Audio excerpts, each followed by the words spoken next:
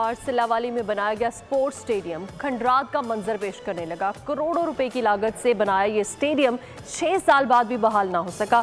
खिलाड़ी शिकवा करते नजर आते हैं। देखते हैं इस बारे में सिलावाली से सैयद मुबशिर शाह की ये रिपोर्ट। हुकूमत ने करोड़ों रुपए लगाकर स्पोर्ट्स स्टेडियम तो बना दिया, लेकिन बदकिस्मती से 6 साल गुजरने के बाद भी स्टेडियम बहाल ना हो सका, जब भी नौजवान खेलों की सरगर्मी से महरूम हैं। हमारे स्पोर्ट्स स्टेडियम 2 यहाँ पे तामीर हुए हमारे सिलावाली में, लेकिन वो वैरान पड़े हैं बिल्कुल। उनमें झाड़ियाँ ऐसी हैं कि हम खेल नहीं सकते वहाँ पे।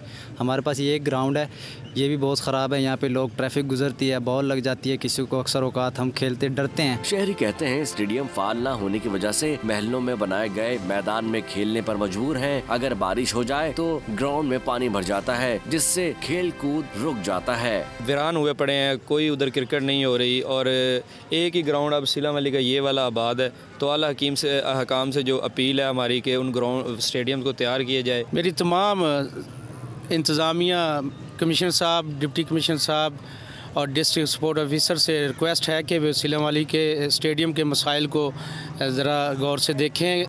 सिलावाली में स्पोर्ट्स स्टेडियम 6 साल से तकरीबन यहाँ पर बना हुआ है, लेकिन यहाँ पर स्टेडियम में बिल्कुल भी सहूलियात नहीं है और जो स्टेडियम है वो जंगल का मंजर पेश कर रहा है। खिलाड़ियों ने आला हुक्काम से मुतालबा किया है कि खुदारा स्पोर्ट्स स्टेडियम को फाल किया जाए ताकि नौजवान गलत सरगर्मियों से बच सकें। कैमरामैन हसनैन मुनीर के साथ सैयद मुबशिर शाह, बोल न्यूज़, सिलावाली। सब्सक्राइब करें और बेल दबाएं ताकि कोई खबर रह न जाए।